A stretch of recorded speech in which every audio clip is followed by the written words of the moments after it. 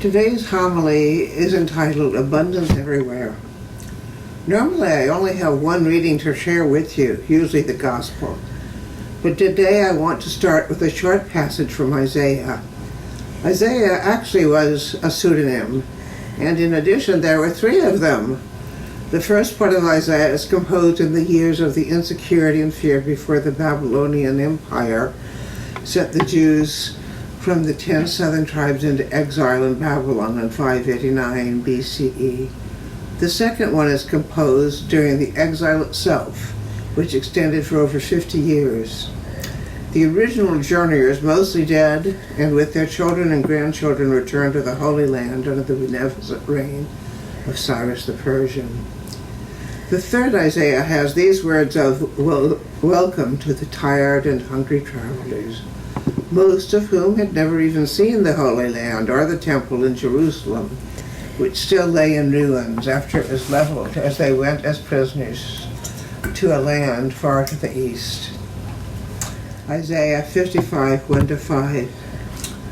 Everyone who thirsts, come to the waters, and you that have no money, come, buy and eat. Come, buy wine and milk without money and without price. Why do you spend your money for that which is not bread, and your labor for that which does not satisfy? Listen carefully to me, and eat what is good, and delight yourselves in rich food. Incline your ear and come to me. Listen, so that you may live. I will make you an everlasting covenant, my steadfast, sure love for David. See, I made him a witness to the peoples, a leader and commander for the peoples. You shall call nations that you do not know, and nations that do not know you shall run to you, because of the Lord your God, the Holy One of Israel, for he has glorified you. Those words must have been music to their ears. They had been walking, babes in arms, for over 900 miles. Even if the king provided them with enough food for the journey, it must have seemed interminable and unreachable, as dreary day ended with another quick sleep before another, exactly like the day before and the day after, stretched out seemingly into infinity. I had just a taste of this in June of 1992, when a ballot measure in Oregon wanted to limit the rights of those who identified as lesbian or gay. So a group of us trained in Gandhi's nonviolent teachings began a 150-mile, 2-week march from Eugene to Portland, Oregon. We were welcomed each noon and night with food, sheltering in churches, county fair, private homes, a farm worker building, a college. But our feet began to fight back. Soon we had blisters that made walking difficult and painful. I learned about magic skin, which alleviated most of the pain and provided a cushion.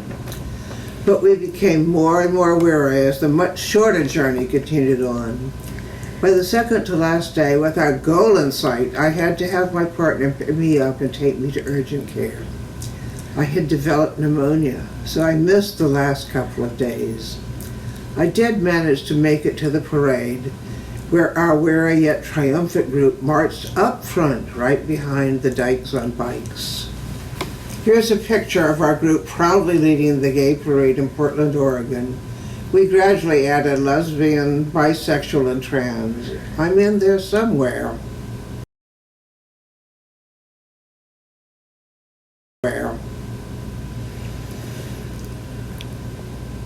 Then we got to return victorious to our own homes with food, a soft bed, security, and welcome. The returning exiles coming back to Jerusalem had to rebuild all of the walls around the city of Jerusalem. They worked in teams, one working on the wall, the other standing ready with a sword in case some of the newer settlers attacked them.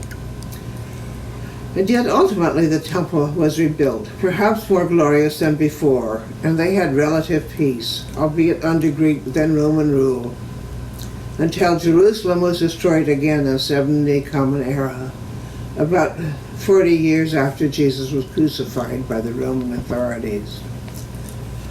In addition to rebuilding the fortifications, they obviously had to restore the fields for planting food. They did not, however, need water.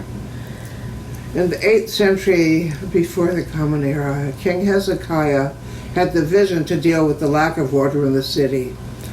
The nearest spring was a half-mile away, so it would be very easy for an attacker to cut off their access to water in the event of a siege. So he commissioned the workers to build a very deep tunnel in the limestone walls from inside the walls to the spring outside, a half-mile away. Even when the city above was completely destroyed, the secret passage was not discovered. It had been a source of clean water for almost 3 millennia.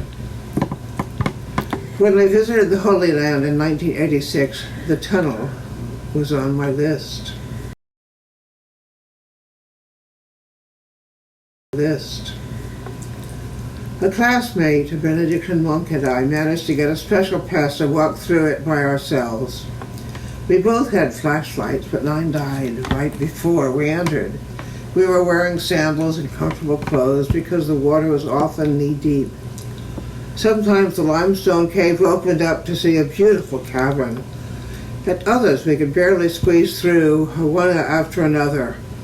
The walls were so close together. When my friend turned off his last light at my request, I had never seen such darkness. It was a quarter mile of total darkness in each direction. But we made it, wet and exhausted, but exhilarated as well. It is one of the most special memories in my life. The enclosing walls reminded me even of the birth passage and the hope that there would be a light at the end of this very dark tunnel. The second passage is from Dyer's Gospel from Matthew chapter 14, his version of the multiplication of the loaves. Now when Jesus heard this, he withdrew from there to a boat to a deserted place by himself. But when the crowds heard it, they followed him on foot from the towns. When he went ashore, he saw a great crowd, and he had such compassion for them and cured their sick. When it was evening, the disciples came to him and said, "This is a deserted place, and the hour is now late. Send the crowds away so that we may go into the villages and buy food for ourselves." Jesus said to them, "They need not go away. You give them something to eat." They replied, "We have nothing here but 5 loaves and 2 fish." And he said, "Bring them to me." Then he ordered the crowds to sit down on the grass. Taking the 5 loaves and the 2 fish, he looked up to heaven and blessed and broke the loaves and gave them to the disciples, and the disciples gave them to the crowds. And all ate and were filled, and they took up what was left over of the broken pieces, 12 baskets full. So we have 2 complementary passages. One from the book of Isaiah, the other from the Gospel of Matthew, affirming that if we look closely enough, we are surrounded by abundance. It is just there, free for the taking. We just need to have eyes to see.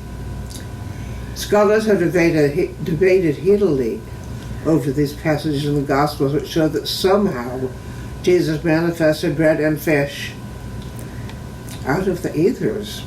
Some have even argued that the seated crowd simply shared what they had brought with them with those who had nothing.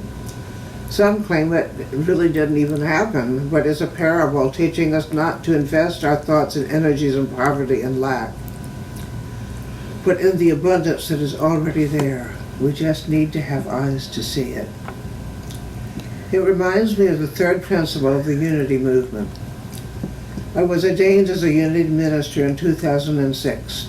While I went on to become a disciple of Christ clergywoman, the 5 unifying principles stuck with me. They are still and always true. The third principle is called the law of mind action. In this principle, human beings create their experiences by the activity of their thinking. Everything is the manifest realm has its beginnings in thought. Thoughts held in our mind produce after their kind. We do not manifest every thought we have, only those thoughts we infuse with our power of faith and imagination. This too I have seen. My family in Kenya is suffering from inflation, riots, and food shortages. Managing our monthly contribution has been becoming more and more difficult. And yet, when a mother and a baby and toddler knocked at her door a few weeks ago, a stranger whose family was hungry and filthy, Fauna without hesitation opened her home, her arms, and her heart to them and welcomed them in. So she gave them her phone number when they left. So several days ago, knowing that they would be welcomed, the woman knocked again and was again invited to their family meal to be shared. So the message of hope that the prophet Isaiah spoke of so eloquently, the sharing of the multiplication of the loaves and fishes, speaks of the hope and certainty of abundance. Let us end with the joyous song, "Come to the Waters." All we need to do is open our eyes, our hearts, to the abundance surrounding us, just as the ancient prophet Isaiah promised, just as Jesus showed to the hungry crowd as evening drew near.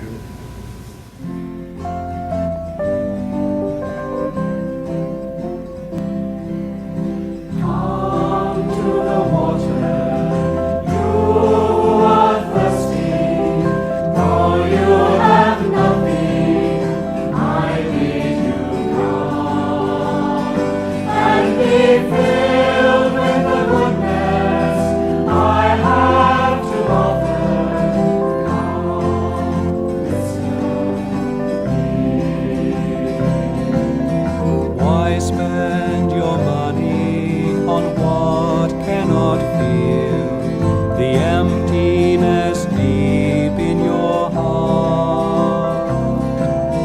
Listen to my word and you will enjoy goodness and peace in your heart.